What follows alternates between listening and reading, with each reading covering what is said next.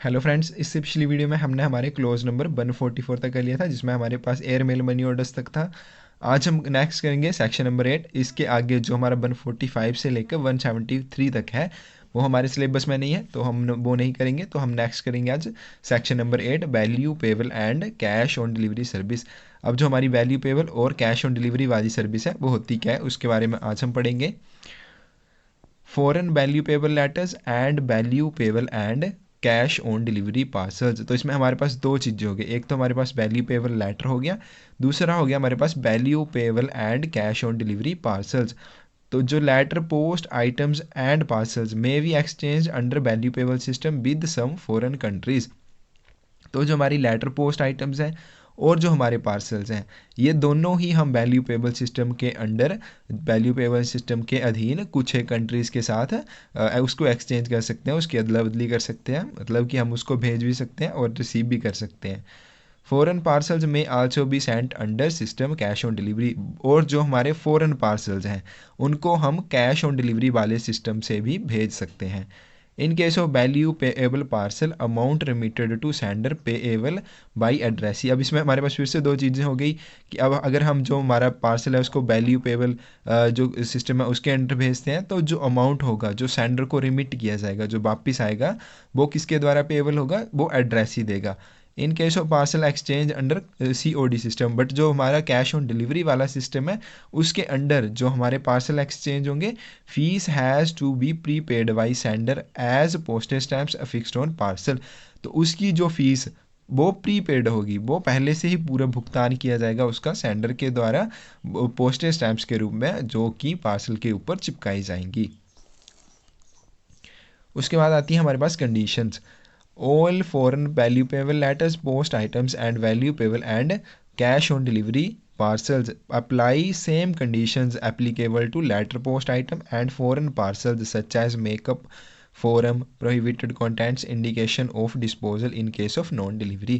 तो जो हमारे पास हमारी वैल्यू पेबल पोस्ट आइटम्स हैं और जो value payable and cash on delivery वाले पार्सल्स हैं, उनके लिए जो कंडीशंस हैं वो सेम ही जो हमारे लेटर पोस्ट आइटम्स और जो हमने फॉरेन आर्टिकल पार्सल्स के लिए पड़ी थी, सेम वही इन पर भी अप्लाई होंगी। जैसे हमारे पास मेकअप हो गया कि उसकी हम उसको पैक कैसे करेंगे, उसकी बनावट कैसी होगी, उसके साथ कौन से फॉर्म लगेंगे, उसमें प्रोहिबिटेड कंटेंट्स कौन कौन से हैं, या फिर उसमें इंडिकेशंस अगर आपने कोई निर्देश देने हैं कि अगर उस आर्टिकल की डिलीवरी नहीं होती है, तो सेम वही सब इस पर भी अप्लाई होगा।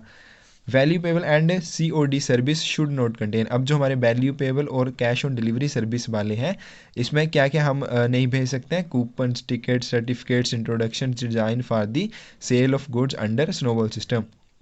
तो जो हमारा स्नोबॉल सिस्टम है उसके अंडर जो हमारे पास कूपन्स आते हैं, टिकट्स आते हैं, सर्टिफिकेट्स आते हैं, इंट्रोडक्शंस आते हैं, जिन्हें हम जो हम सेल के लिए जिनको डिज़ाइन किया जाता है, जो किसी चीज़ की सेल के लिए जिन्हें डिज़ाइन किया जाता है, उस सिस्टम को स्नोबॉल सिस्टम कहते हैं। उस सिस्टम के अंडर कोई भी हम इसके अंदर चीज़ नहीं भेज सकते हैं। Must present at post office with. और जो हम वैल्यू पेबल हमारे पास parcel value payable letter post items होंगी, या फिर हमारे पास दूसरी वैल्यू पेबल या COD पार्सल होंगे, उनको हमें कहाँ पे प्रेजेंट करना पड़ेगा, पोस्ट ऑफिस में। और किसके साथ, prescribed form in which sender must specify the amount to be remitted to him. तो उसके एक फॉर्म के साथ उसको प्रेजेंट करना पड़ेगा कि जिसमें हमारे पास जो सेंडर होगा, भेजने वाला होगा, उसको कितने पैसे वापस आने हैं, कि जो एड्रेस है वो उसको कितने पैसे वापस भेजेगा, उस अमाउंट के को वो उस निर्धारित फॉर्म पर लिखकर भेज देगा, प्रेजेंट करेगा। Fill in ink and declare article sent in execution of the bona fide order received by him. तो जो वो फॉर्म लाएगा जिसमें उसने डिक्लेयर किया होगा कि उसको कितने पैसे एड्रेस रिमिट करेगा, तो उसको स्याही में भरेगा, और इसके लिए वो उसको एक बोनाफाइड ऑर्डर रिसीव हुआ होगा, प्राप्त हुआ होगा, वो उसका भी प्रयोग करेगा डिक्लेयर करने के लिए। In case value payable and COD articles, the sender must write on the face of articles. Friends, एक बात याद रखना कि फेस ऑफ आर्टिकल वो होता है जिसमें एड्रेस लिखते हैं। प्रीवियस ईयर एग्जाम में ये क्वेश्चन किसी एक सर्कल में पूछा गया था कि जो फेस होता है आर्टिकल का वो कौन सी साइड होती है, तो जिस साइड एड्रेस लिखते हैं। Under left hand corner value payable, तो जिस साइड एड्रेस लिखेंगे उसके लेफ्ट हैंड कॉर्नर में जो हमारे बाएं हाथ का कोना है वहाँ पे वैल्यू पेबल लिखेंगे, ये वाले वर्ड्स लिखेंगे VP। And in case value payable parcel exchanged under COD system, with great Britain, north Ireland, Malaysia, the words reimbursement. तो अगर हमारे पास वैल्यूएबल पार्सल्स हैं जिन्हें हम कैश ऑन डिलीवरी सिस्टम के अंडर एक्सचेंज कर रहे हैं ग्रेट ब्रिटेन, नॉर्थ आयरलैंड या फिर मलेशिया के साथ, तो क्या वर्ड लिखेंगे? Reimbursement, followed by entry in words and figures without any alteration और करेक्शन। और रीएम्बर्समेंट के साथ क्या लिखेंगे? हम एक एंट्री करेंगे वर्ड्स में भी और फिगर्स में भी, शब्दों में भी और अंकों में भी, किसकी? जो हमारा amount of remittance to himself, जो सेंडर होगा कि उसको जो अमाउंट होगा जो उसको रिमिट होगा, सेंडर भेजेगा, उसकी एंट्री वो वर्ड्स में भी और फिगर्स में भी करेगा without any alteration and correction, और बिना कोई चेंज किए हुए और बिना कोई करेक्शन किए, उसमें कोई कटिंग नहीं करेगा वो। Lower left hand corner sender's full name and address. अब जो हमारे पास लोअर लेफ्ट हैंड कॉर्नर है, जो हमारा नीचे वाले बाएं हाथ का कोना है, वहाँ पे सेंडर अपना फुल एड्रेस लिखेगा and may be indicated by clear impression of stamp, या फिर वो स्टैंप जो स्टैंप होती है उसकी शाप के द्वारा भी इस चीज़ को इंडिकेट कर सकता है अपने नाम और एड्रेस को। उसके बाद आते हैं हमारे पास charges payable in case of letter post items and parcels. अब जो हमारे पास लेटर पोस्ट आइटम्स है उसमें कौन कौन से चार्जेस पेएबल हैं? Basic postage and registration charges. और जो पार्सल है उसमें parcel postage and air mail charges where applicable in case of parcel. और जो हमारा पार्सल है उसके केस में जो हमारे पास एयर मेल चार्जेस है, जहाँ ज़रूरत हो वहाँ पे एयर मेल चार्जेस भी ऐड किए जाएंगे। Posting fees by sender on all valuable and cash on delivery articles foreign countries.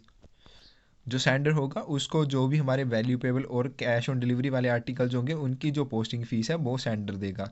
Fees pre paid in stamps never refunded, और जो फीस प्री पेड है, पूरा भुगतान किया गया है जिसका स्टैम्प्स के रूप में, वो रिफंड नहीं होगी। Delivery fees for valuable letter, valuable parcel on cash on delivery service received in India for delivery payable by the addressee. तो जो भी वैल्यूएबल लेटर, वैल्यूएबल पार्सल और कैश ऑन डिलीवरी सर्विस वाले कोई भी आर्टिकल होंगे जिनकी डिलीवरी इंडिया में होगी, तो उनके ऊपर जो भी चार्जेस होंगे, पेएबल चार्जेस जो भी होंगे, वो एड्रेसी द्वारा दिए जाएंगे। इन case of non delivery of valuable parcel exchange under COD from India.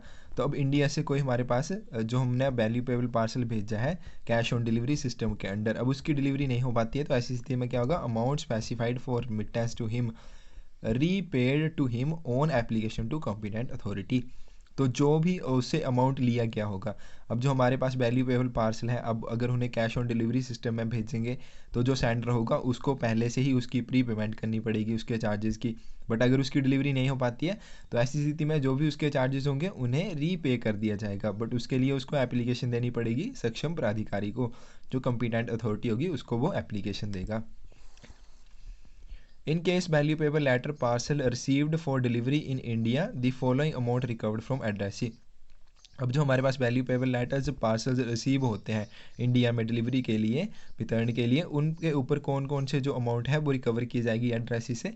The amount specified to be remitted to sender, तो जो अमाउंट सेंडर को रेमिट करनी है, जो सेंडर को भेजनी है अमाउंट, वो वाली। उसके साथ डिलीवरी फीस, उसके साथ अगर इंश्योरेंस फीस है तो वो वाली फीस लगेगी। Additional fees on amount of remittance, अब जो हमारा अमाउंट है जो हमने एड्रेसी से रिसीव किया है, एड्रेसी से अब हम सेंडर को भेजेंगे, उसको हम मनी ऑर्डर के थ्रू भेजेंगे तो उसके लिए भी फीस लगेगी, तो वो वाली फीस भी उसके साथ ऐड होगी। इन case of inward valuable parcel on cash on delivery service, amount at items 1 and 3 of 1 to 3 of close for a सब। तो इसमें क्या है हमारे पास कि अगर कोई हमारे पास इनवर्ड जो अंदर फॉरेन कंट्री से इंडिया के लिए वैल्यूएबल पार्सल भेजे गए हैं कैश ऑन डिलीवरी वाले सिस्टम में, तो इसमें भी हमारे पास इसके ऊपर जो भी चार्जेस लगेंगे वो कौन कौन से लगेंगे? जो रिमिट होने हैं सेंडर को, और डिलीवरी फीस और इंश्योरेंस फीस अगर कोई है, वो रिकवर किए जाएंगे एड्रेसी से। When amount due recovered from addressee, और जब जो भी अमाउंट ड्यू है, जो भी चार्जेस लगा के जो भी अमाउंट बनता है रिसीव कर लिया जाएगा एड्रेसी से, remitted to sender by money order. तो जो हमारा सेंडर होगा उसको मनी ऑर्डर के थ्रू वो वापस भेज दिया जाएगा। उसके बाद हमारे पास in case valuable parcel exchange with Yemen, Sri Lanka और Burma, amount specified for remittance can not cancel alter after posting. तो जो हमने वैल्यूएबल पार्सल यमन, श्रीलंका या बर्मा के साथ एक्सचेंज करने हैं, आदान प्रदान करने हैं, चाहे उनको भेज रहे हैं चाहे उनसे रिसीव कर रहे हैं, एक बार उसके ऊपर जो अमाउंट लिख दिया आपने रेमिटेंस के लिए, उसको ना आप कैंसिल कर सकते हो ना ही उसको चेंज कर सकते हो जब एक बार उसको पोस्ट कर दिया। Value payable packet exceeding 900 grams in weight cannot accept for dispatch to Sri Lanka. तो ऐसे वैल्यू पेबल पैकेट्स जो 900 ग्राम से 900 ग्राम से ऊपर है भार में, तो उनको भी एक्सेप्ट नहीं किया जाएगा, बट जब उनको श्रीलंका के लिए भेजा जाएगा तब उनको एक्सेप्ट नहीं किया जाएगा, वो 900 ग्राम से ऊपर नहीं होनी चाहिए। Insurance of value payable article, value payable letter, parcel, cash on delivery articles insured in accordance with conditions in section 4 and 5। तो जो हम अब इन वैल्यू पेबल लेटर, पार्सल या कैश ऑन डिलीवरी आर्टिकल्स की इंश्योरेंस करेंगे, वो भी हमने जो सेक्शन 4 और 5 में पढ़ा था सेम वैसे ही इनकी इंश्योरेंस भी की जाएगी। Value of insurance should not exceed the real value of contents. तो ये तो हम हर ही जगह पढ़ रहे हैं कि जो हमारे पास इंश्योरेंस की वैल्यू होगी, वो जो वैल्यू कंटेंट्स होगी, जो भी उसके अंदर हम सामान भेज रहे हैं, उसकी वैल्यू से ज़्यादा नहीं होनी चाहिए। Both inward and outward articles compulsory insured where amount of recovery exceed 100 rupees. तो ऐसे सभी आर्टिकल्स को, चाहे उन्हें इनवार्ड चाहे उन्हें हम भेज रहे हैं चाहे रिसीव कर रहे हैं, जिनकी अमाउंट जो रिकवरी के लिए अमाउंट है वो 100 रुपये से ज़्यादा हो रही है, तो उनके लिए इंश्योरेंस कंपलसरी है, वो करवानी ही पड़ेगी। If uninsured foreign value payable letter, parcel, cash on delivery on which amount for recovery exceed 100 grams. तो ऐसे अगर कोई भी uninsured foreign value payable letter है, पार्सल है, या फिर कैश ऑन डिलीवरी में कोई भी आर्टिकल भेज रहे हैं जिसकी अमाउंट जो रिकवर करनी है एड्रेसी से, वो 100 रुपीज़ से ज़्यादा है, तो उसमें क्या होगा, receive from foreign country forward to the destination by inward office of exchange as insured article. तो जो हमारा इनवार्ड ऑफिस ऑफ एक्सचेंज होगा, उसके द्वारा उसको उसके डेस्टिनेशन की तरफ भेज दिया जाएगा। बट कैसे भेजा जाएगा, as insured article, insured article की तरफ भेजा जाएगा। And delivery to addressee on payment of insurance fees. और जो एड्रेसी होगा उसको डिलीवरी तभी होगी जब वो इंश्योरेंस फीस पेड करेगा। Applicability of inland rules, rules applicable to inland valuable article generally apply to foreign valuable articles। तो जो हमारे इनलैंड वैल्यूपेबल आर्टिकल्स के लिए रूल हैं, वो हमारे फॉरेन वैल्यूपेबल आर्टिकल्स के लिए भी अप्लाई होते हैं, उसमें भी वो एप्लीकेबल हैं। उसके बाद है सेक्शन नंबर 9, कस्टम कंट्रोल, सीमा शुल्क नियंत्रण। Nature of control exercised by customs, सीमा शुल्क विभाग द्वारा रखे जाने वाले नियंत्रण का प्रकार।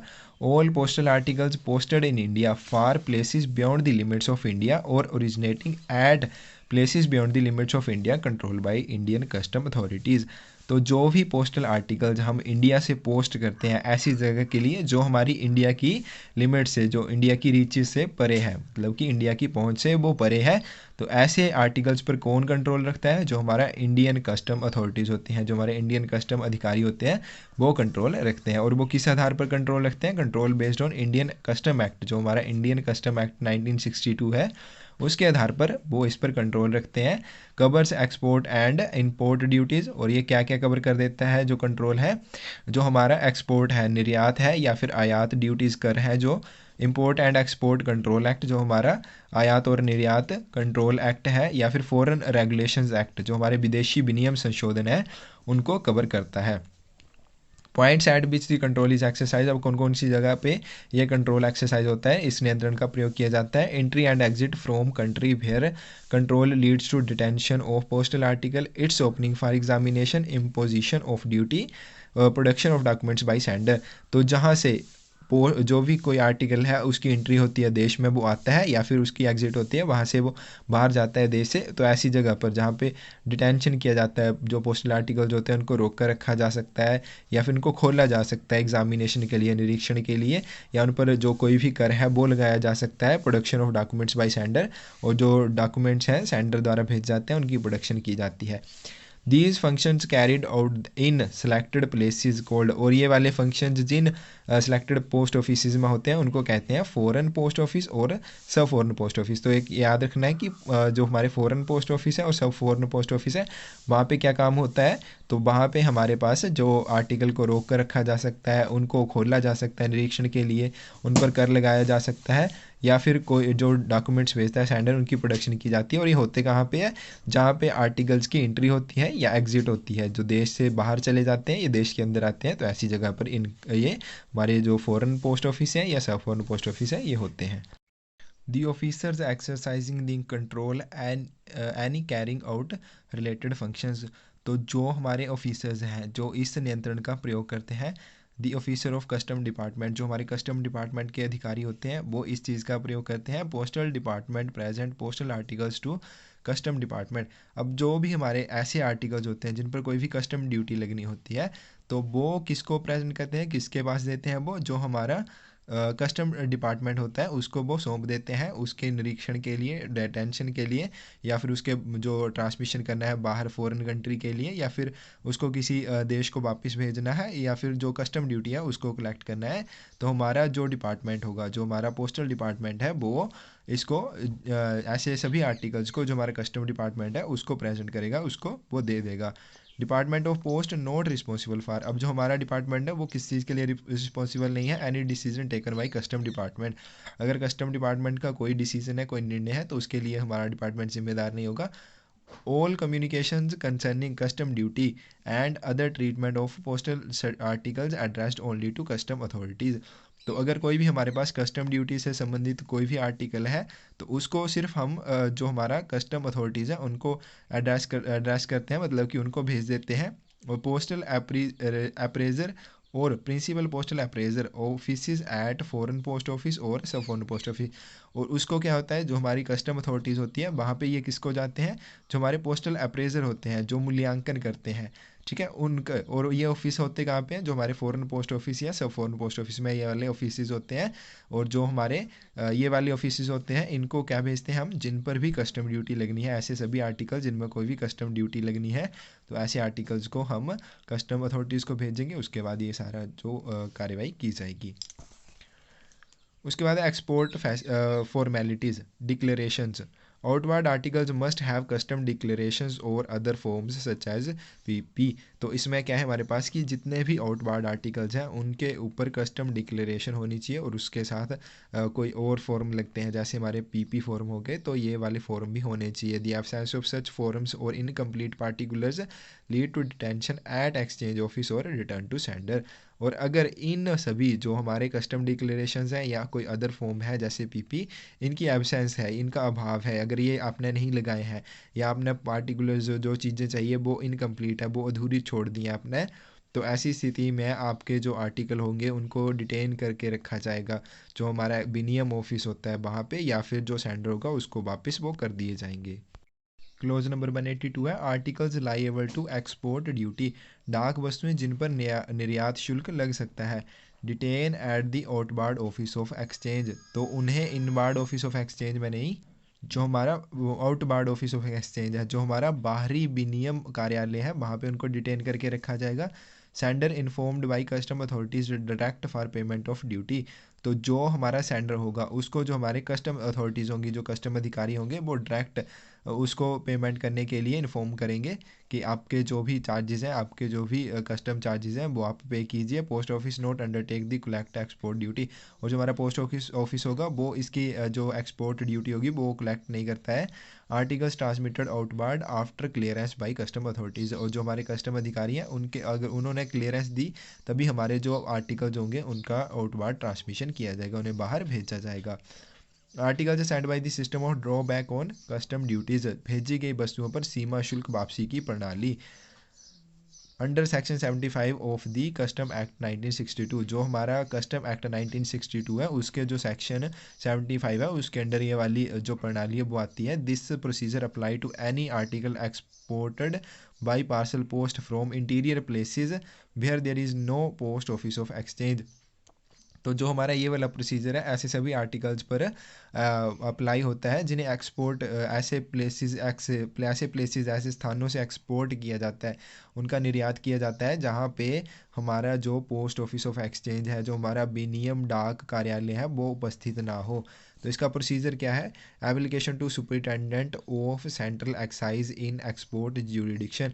तो इसके लिए एक एप्लीकेशन देनी पड़ती है सुपरिटेंडेंट को, जो उत्पाद शुल्क विभाग का जो एक्साइज डिपार्टमेंट है उसका जो सुपरिटेंडेंट होता है, जो निर्यात अधिकार क्षेत्र उसके अधीन आता है, वहाँ पे उसको आप वो वाली एप्लीकेशन देंगे कि ठीक है, आप जहाँ आपने की फैक्ट्री है मान लीजिए, वहाँ का जो निर्यात अधिकार क्षेत्र है उसका जो सुपरिटेंडेंट होगा आप उसको एप्लीकेशन देंगे।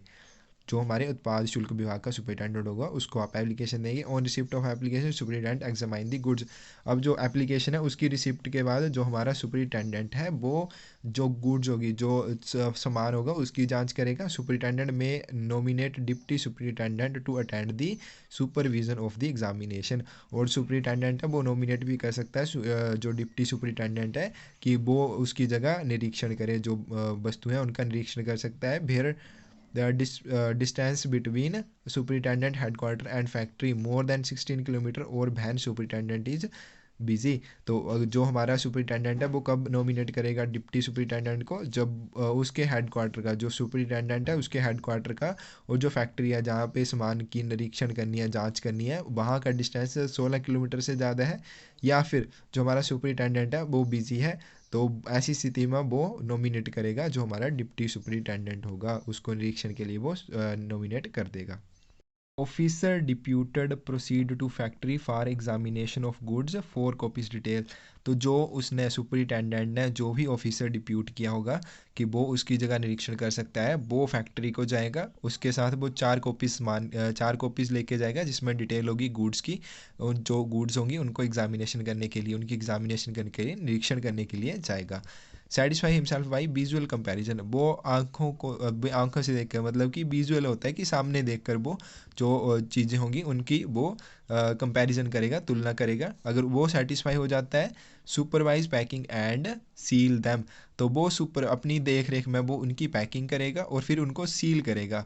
4 कॉपीज़ इन पार्ट 3, अब जो हमने ये वाली 4 कॉपीज़ वो साथ लेके गया है, ठीक है, फॉर्म डी की, तो इसमें क्या करेगा, साइन बाई एग्जामिनिंग ऑफिसर, जो हमारा एग्जामिनेशन करने गया होगा ऑफिसर, चाहे वो खुद सुपरिटेंडेंट गया होगा या फिर जो उसने नॉमिनेट किया होगा डिप्टी सुपरिटेंडेंट, वो साइन करेगा। प्लस सुपरिटेंडेंट या जो डिप्टी सुपरिटेंडेंट है वो सील लगाएंगे, जो उनकी ऑफिस सील है वो लगाएंगे। Particulars of office of seal also noted on 4 copies. अब ये जो 4 कॉपीज़ हैं इनके ऊपर जो सील लगाई जाएगी उसके भी पूरे ब्यौरे लिखे जाएंगे। 1 copy retained by superintendent, deputy superintendent and 3 copies return to exporter. अब जो एक कॉपी होगी, 4 में से एक कॉपी सुपरिटेंडेंट या जो डिप्टी सुपरिटेंडेंट होगा वो अपने पास रखेगा और 3 कॉपी जो निर्यातक होगा, जो एक्सपोर्टर होगा, उसको वापस कर देगा। फिर जो निर्यातक होगा वो क्या करेगा, for being handed over together with parcel to postmaster. अब जो 3 कॉपीज़ बच गई हैं उनका वो क्या करेगा, जो पोस्ट मास्टर होगा जहाँ पे वो पार्सल बुक करने जाएगा, वो 3 कॉपीज़ उस पोस्ट मास्टर को देगा बुकिंग ऑफिस में। Post master forwarded parcel along with 3 copies. अब जो हमारा पोस्ट मास्टर होगा वो फॉरवर्ड करेगा हमारे जो पार्सल होंगे वो 3 कॉपीज़ के साथ, जो 3 कॉपीज़ बच गई 4 में से, उनको फॉरवर्ड करेगा टू फॉरेन पोस्ट ऑफिस। जो हमारा फॉरेन पोस्ट ऑफिस है, विदेश डाकघर है, वहाँ को ऑफ एक्सचेंज, जो हमारा विनियम विदेश डाकघर है, उसको फॉरवर्ड करेगा जो संबंधित होगा। Custom officer inspect parcels. अब जो हमारा कस्टम ऑफिसर होगा वो इन जो भी पार्सल होंगे इनको इंस्पेक्ट करेगा, इनकी जांच करेगा और फिर वो सेटिस्फाई होता है परमिट टू एक्सपोर्ट, वो एक्सपोर्ट करने की अनुमति देगा। Superintendent of foreign post office forward original copy to custom department. अब जो सुपरिटेंडेंट होगा फॉरेन पोस्ट ऑफिस का, वो जो ओरिजिनल कॉपी होगी, 4 में से जो ओरिजिनल कॉपी होगी, जो हमारा कस्टम विभाग है उसको वो फॉरवर्ड करेगा। उसके बाद जो 2 कॉपीज़ बच गई हमारे पास, एक तो सुपरिटेंडेंट या जो डिप्टी सुपरिटेंडेंट है वो अपने पास रखेगा, ओरिजिनल भेज दी कस्टम डिपार्टमेंट को, जो कस्टम विभाग है। उसके बाद जो 2 कॉपीज़ बच गई डुप्लीकेट फ्रॉम सुपरिटेंडेंट और फॉरेन पोस्ट ऑफिस, तो वो किसको जाएंगी, एक्सपोर्टर को जाएगी, और जो डिप्टी सुपरिटेंडेंट होगा उसको जाएगी, उस अपने रिकॉर्ड के लिए, फॉर हिज रिकॉर्ड के लिए उसको भेजी जाएगी। इंपोर्ट फॉर्मेलिटीज़, आयात संबंधी औपचारिकताएं। कस्टम एग्जामिनेशन एंड असेसमेंट, सीमा शुल्क की जांच और निर्धारण। Performed in foreign post office and सब फॉरेन पोस्ट ऑफिस, तो जो सीमा शुल्क की जांच और निर्धारण किया जाता है वो कहाँ पे किया जाता है, जो हमारे फॉरेन पोस्ट ऑफिस है या फिर हमारे सब फॉरेन पोस्ट ऑफिस है, जो हमारे विदेश डाकघर है या उप विदेश डाकघर है, वहाँ पे सीमा शुल्क का जांच की जाती है और उसका निर्धारण किया जाता है। असेसमेंट मीमो, जो हमारा मूल्यांकन विज्ञापन है, is prepared at the foreign post office, वो कहाँ पे प्रिपेयर किया जाता है, तैयार किया जाता है, तो जो हमारा फॉरेन पोस्ट ऑफिस है वहाँ पे हमारी जो असेसमेंट मीमो है वो बनाई जाती है, जहाँ पे जो डेस्टिनेशन गंतव्य कार्यालय के साथ जो संबंधित होती है। कस्टम ड्यूटी, जो सीमा शुल्क है, total fees for custom clearance and other payable fees indicated in the memo. तो जो कस्टम ड्यूटी होगी उसमें हमारे पास कस्टम क्लियरेंस और जो भी अदर पेएबल फीस होगी वो होगी, और उसको कहाँ इंडिकेट किया जाएगा, उसको कहाँ पे संकेतित किया जाएगा, उसको जो असेसमेंट मीमो होगी उसमें इंडिकेट किया जाएगा। Assessment memo must attached with all inward parcels. तो जितने भी फॉरेन कंट्रीज से आने वाले पार्सल्स हैं, इनवर्ड पार्सल्स हैं, उन पर असेसमेंट मीमो लगी होनी चाहिए। Even if no duty is assessed on it, चाहे उस पर कोई भी ड्यूटी, कोई भी कर उस पर ना लगा हो, तब भी उस पर असेसमेंट मीमो लगी होनी चाहिए। In case letters mail articles, अब लेटर मेल आर्टिकल्स के मामले में assessment memo only attached with articles with which are assessed to duty. तो सिर्फ जो हमारे लेटर मेल आर्टिकल्स हैं, अगर उनमें कोई भी कर लगना है तभी उसके साथ हम असेसमेंट मीमो लगाएंगे। Every registered article open for examination, जितने भी रजिस्टर्ड आर्टिकल्स हैं जिनको एग्जामिनेशन निरीक्षण के लिए खोला जाता है, उनको उनके साथ जो असेसमेंट मीमो है वो लगी होनी चाहिए। All articles subject to custom treatment, give a new serial number at foreign post office. तो जितने भी आर्टिकल्स हैं जिन पर कस्टम ट्रीटमेंट होता है, जो भी कस्टम उपचार होता है वो होता है लगता है, तो उनको एक नया सीरियल नंबर दिया जाता है फॉरेन पोस्ट ऑफिस में। तो जो हमारा कस्टम ट्रीटमेंट है वो आर्टिकल के साथ होता है कहाँ पे है, जो हमारा फॉरेन पोस्ट ऑफिस है। Payment of duty and delivery of articles, शुल्क की अदायगी और वस्तुओं का वितरण कैसे होगा। The addressee should pay before taking delivery. तो जो पेमेंट होगी वो एड्रेसी को करनी पड़ेगी, उसको अगर डिलीवरी चाहिए तो उससे पहले वो उसकी पेमेंट करेगा। Post post department pay the custom department the duty assessed even before delivery of articles to addressee. तो जो हमारे आर्टिकल्स हैं उनको एड्रेसी को देने से पहले, एड्रेसी को वितरण करने से पहले जो हमारा पोस्टल डिपार्टमेंट है वो कस्टम डिपार्टमेंट को पे कर देता है। Addressee have complaint at the amount of duty, अगर जो हमारा एड्रेसी है उसको कोई भी कंप्लेंट है, जो हमारी ड्यूटी है, जो हमारा कर है उसके अमाउंट के साथ कोई भी उसको कंप्लेंट है, he should apply in writing. तो वो लिखित में दे सकता है, जहाँ डिलीवरी पोस्ट ऑफिस होगा और संबंधित डिलीवरी पोस्ट ऑफिस में वो लिखित रूप में दे सकता है। Return the article to custom authorities for री असेसमेंट। तो जो हमारे कस्टम अधिकारी होंगे, जो हमारी कस्टम अथॉरिटीज़ होंगी, उनको वो आर्टिकल रिटर्न किया जाएगा, वापस किया जाएगा, किसके लिए, री असेसमेंट के लिए, पुनः निर्धारण के लिए वो उनको वापस किया जाएगा। He should also take up the matter with the postal appraiser, और जो पोस्टल मूल्यांकन अधिकारी होते हैं उनके साथ भी इस मैटर को उनको भी वो ए मैटर वो दे सकता है। If once an article is delivered, अगर एक बार जो आर्टिकल है वो डिलीवर हो जाता है, the custom department does not consider assessment of duty, री असेसमेंट ऑफ ड्यूटी। अगर एक बार आर्टिकल डिलीवर हो गया तो जो हमारा कस्टम डिपार्टमेंट है उसको दोबारा से री असेसमेंट के लिए कंसिडर नहीं करेगा, मान्य नहीं करेगा। कंप्लेंट्स अबाउट री assessment dealt only by the custom authorities. तो ये अगर कोई कंप्लेंट है री असेसमेंट के जो असेसमेंट है उसके रिलेटेड, तो वो किसके साथ डील करेंगे, वो सिर्फ कस्टम अथॉरिटीज़, जो हमारे कस्टम अधिकारी हैं वो ही डील करेंगे। और वो होते कौन है, जो जिन्होंने डील करनी है, प्रिंसिपल पोस्टल अप्रेजर या postal appraisal officers of custom department. तो जो कस्टम डिपार्टमेंट के प्रिंसिपल पोस्टल मूल्यांकन अधिकारी है, या फिर जो पोस्टल अप्रेजर हैं, जो पोस्टल मूल्यांकन अधिकारी हैं, वो ही इस चीज़ के मामले में डील करेंगे। Foreign post office and head post office are authorised to issue receipt for custom duty paid. तो जो कस्टम ड्यूटी आपने पे की है उसकी अगर आपको रिसिप्ट चाहिए तो वो कौन इशू करता है, फॉरेन पोस्ट ऑफिस या हेड पोस्ट ऑफिस, इनको अथॉरिटी है, तो ये वाले आपको इशू कर सकते हैं receipt. The addressee should apply for such receipt at time of delivery. जब डिलीवरी होती है तो अगर जो एड्रेसी चाहता है तो ऐसी रिसिप्ट के लिए वो उसी समय अप्लाई कर सकता है, या फिर 10 दिन के भीतर उसको करना पड़ेगा।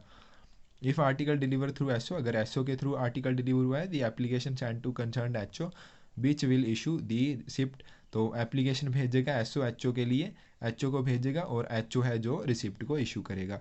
Article on which the custom duty due, तो ऐसे आर्टिकल जिन पर कोई भी कस्टम ड्यूटी ड्यू है in excess of 500 and 100 in large cities, custom duty paid by granted cheque. तो ऐसी स्थिति में अगर कोई भी कस्टम ड्यूटी है आपके ड्यू रह गई है, अगर वो 50 रुपीज़ है, या जो बड़ी सिटीज़ हैं उसमें 100 रुपीज़ तक है, तो उसमें आप एक चेक दे सकते हैं, जो हमने क्लोज नंबर 91 में पढ़ा था कि चेक कैसे स्वीकार किए जाते हैं, कैसे होने चाहिए पोस्ट ऑफिस गाइड पार्ट 1 में, तो वैसे ही आप एक चेक दे सकते हैं। कस्टम क्लियरेंस फीस, सीमा शुल्क, निकासी शुल्क। Every inward foreign article on which duty is payable subject to a postal custom clearance fee. तो जितने भी फॉरेन आर्टिकल्स हैं जो हमारे देश में आते हैं, जो इनवर्ड फॉरेन आर्टिकल्स हैं जिन पर ड्यूटी है, कोई भी हमारे पास कर है वो पेएबल है, उनके ऊपर एक कस्टम क्लियरेंस फीस लगती है। This fee is collected along with custom duty and other dues at the time of delivery. और ये वाली जो कस्टम क्लियरेंस फीस है जब आर्टिकल डिलीवर किया जाता है, जो एड्रेस है उसको दिया जाता है, और उसके साथ जो अदर ड्यूज़ हैं, जो अदर चार्जेस हैं या फिर जो हमारे कस्टम ड्यूटी चार्जेस हैं वो कलेक्ट किए जाते हैं, उसके साथ कस्टम क्लियरेंस फीस भी कलेक्ट की जाती है। In case undeliverable parcels return, अब ऐसे जो पार्सल्स हैं जिन्हें रिटर्न किया जाता है अवितरित रूप में, the fees will be collected from hand sender, तो जो हमारा भेजने वाला होगा, जो सेंडर होगा, प्रेषक होगा, उससे वो फीस कलेक्ट की जाएगी। Documents called for by the customs confiscation and imposition of fine, सीमा शुल्क विभाग द्वारा मांगे गए दस्तावेज और जब्ती तथा जुर्माना लगाना। Control imposed by import and export control act, जो हमारा आयात और निर्यात कंट्रोल एक्ट है उसके द्वारा इसको ये वाला जो हमारे पास नियम है ये वाला लगाया जाता है। गुड्स एक्सीडिंग सर्टेन वैल्यू, जो हमारी वस्तुएं अगर एक निर्धारित सर्टेन वैल्यू से ज़्यादा की है तो उसके लिए एक रिक्वायर इंपोर्ट लाइसेंस, तो इंपोर्ट लाइसेंस चाहिए। Even if they are free gift, अगर चाहे वो फ्री गिफ्ट्स ही क्यों ना हो, उसके लिए आपको इंपोर्ट जो लाइसेंस है वो चाहिए। An article for violation of any law, कोई भी ऐसा आर्टिकल जो इन कानून्स का जो हमने पढ़े उनका कोई उल्लंघन करता है, it becomes the property of government, तो ये गवर्नमेंट की प्रॉपर्टी बन जाएगा। तो फ्रेंड्स आज हम यहीं तक पढ़ते हैं 187, इसके बाद हम जो हमारा सेक्शन नंबर 10 है वो शुरू करेंगे। ठीक है फ्रेंड्स, थैंक यू।